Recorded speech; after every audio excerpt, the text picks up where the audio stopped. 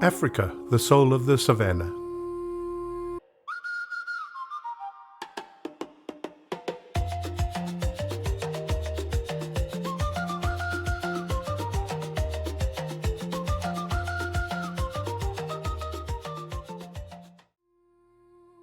The rhythm of the Savanna. Africa, the cradle of life, the rhythm of the wild. Here the earth breathes in ritual. Every footstep, every roar, every silence is part of a story older than memory.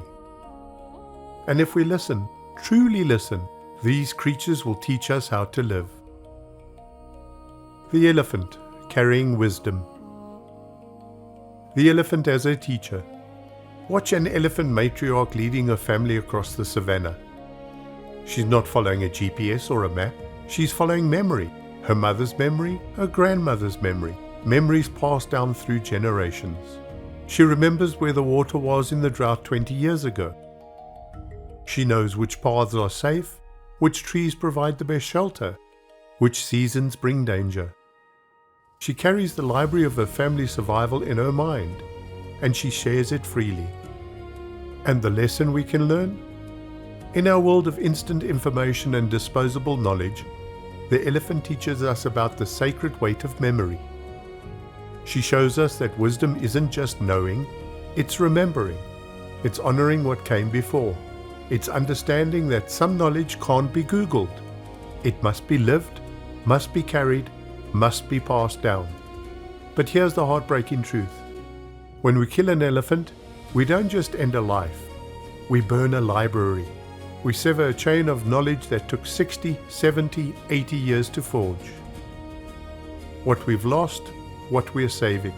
We've lost tens of thousands of these libraries to poaching. Entire elephant populations with no elders, no memory keepers. Young elephants wandering, confused, because no one remains to teach them the old paths. But in Kenya's Amboseli and in Botswana's Okavango, in spaces protected by people who decided to say no more, the matriarchs still walk, still remember, still teach. The lion, leading with heart. The lion as a teacher.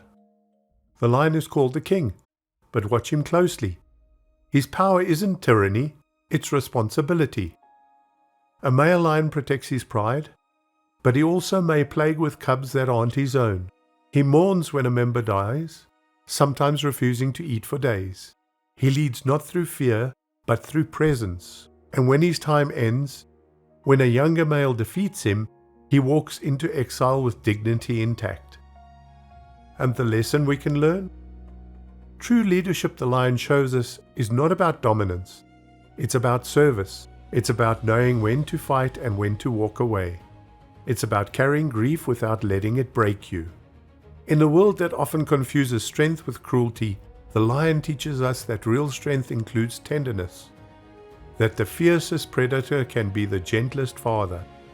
That showing emotion is not weakness, it's proof of depth. The reality. Lions have lost 94% of their historic range. There are more statues of lions in the world than living lions in the wild. But in the Masai Mara, in the Serengeti, in areas where communities benefit from conservation rather than suffering from it, lion populations are stabilizing. This is because people realize that a living lion is worth more than a dead one. To the ecosystem, to tourism, to the story of what it means to be African. The rhino, enduring in silence. The rhino as a teacher. The rhinoceros doesn't roar. He doesn't make speeches. He simply endures.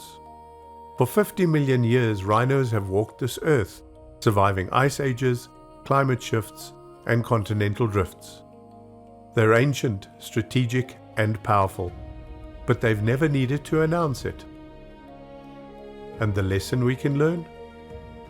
In our age of constant noise, constant performance, and constant proving ourselves, the rhino teaches us about quiet strength, about not needing validation, about enduring without applause.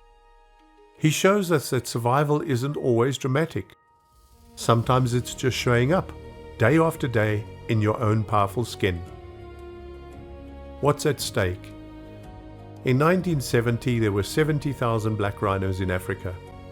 By 1990, there were 2,400.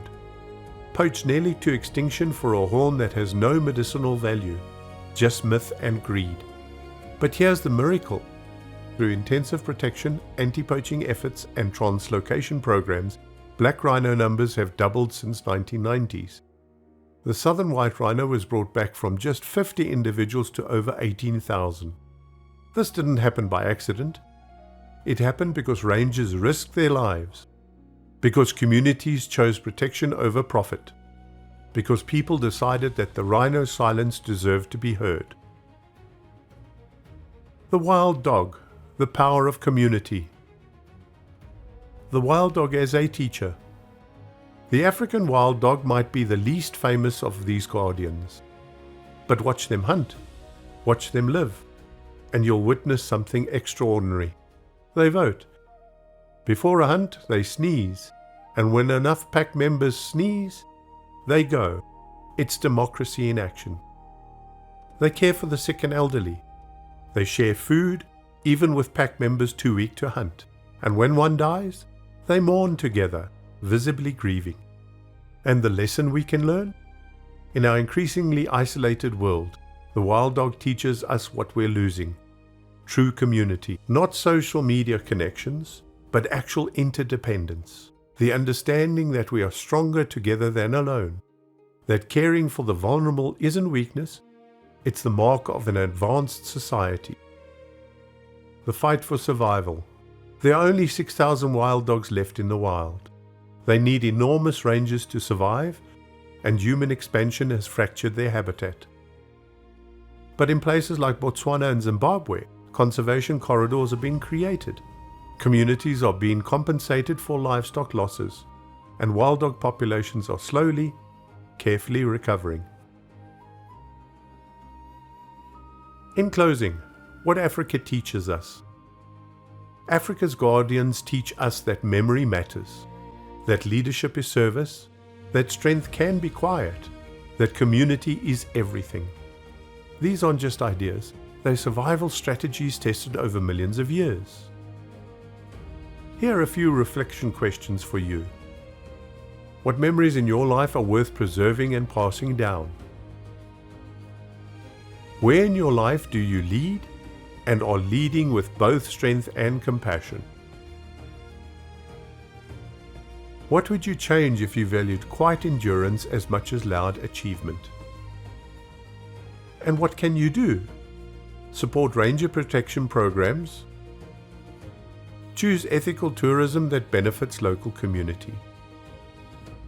Learn about and share the stories of these species. Awareness is the first step to action. Support organizations working on human-wildlife coexistence like the African Wildlife Foundation.